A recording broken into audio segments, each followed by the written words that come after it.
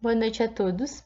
Meu nome é Arielle Kozerski, sou acadêmica do último ano de enfermagem e gostaria de apresentar então um pouquinho para vocês um relato de caso baseado no atendimento a um paciente com diabetes mellitus. Então, a diabetes mellitus é uma doença crônica não transmissível e uma das principais doenças relacionadas à perda de membros e causa de mortalidade no mundo.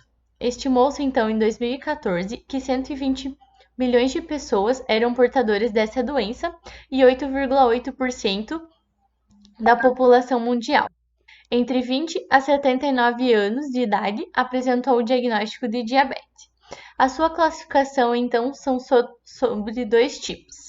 A diabetes tipo 1, então, que ela é encontrada, nesse caso, ela é uma doença autoimune, onde o pâncreas produz baixa ou nenhuma insulina. E a diabetes tipo 2, que ela é encontrada principalmente em adultos, onde o corpo não usa insulina produzida de forma correta. E a diabetes gestacional, que ocorre somente durante a gestação, devido à resistência da insulina, que é aumentada pelos hormônios produzidos durante a gestação.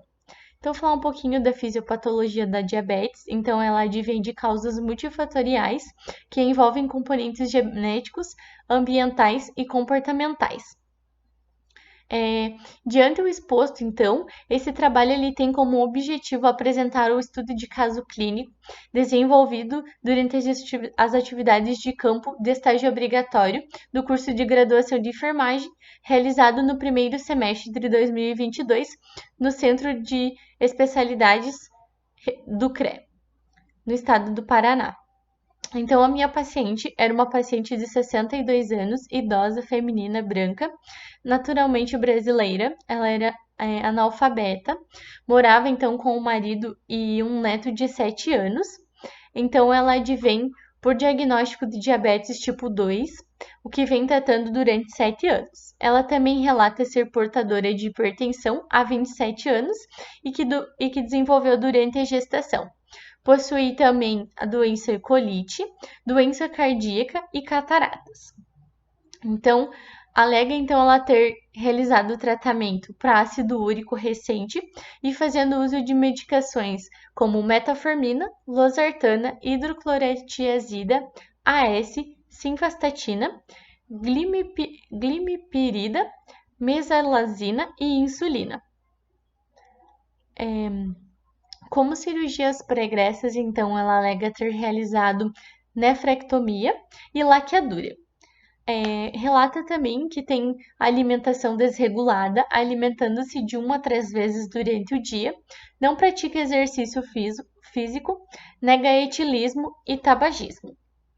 Ao exame físico, então, apresentou crânio simétrico, face íntegra, órbita ocular com presença discreta esbranquiçada à direita, fazia uso de óculos, higiene bucal adequada, com mucosa hidratada, fazia uso então de prótese superior e higienização inadequada.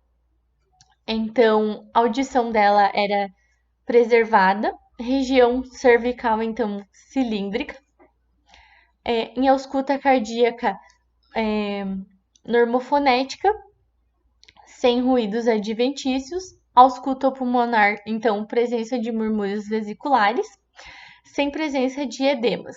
Então, como lesões, nós tivemos característicos foliculites em membros superiores e inferiores, o abdômen apresentava-se globoso, flácido, sem anormalidades. Então, um pouquinho sobre a discussão.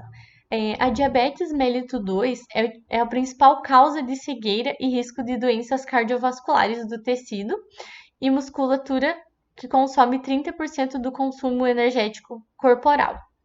A diabetes tipo 2 é a mais predominante, ela corresponde a 95% dos casos, ela não tem cura específica e ela se instala de forma lenta, os sintomas vão aparecendo ao longo do tempo.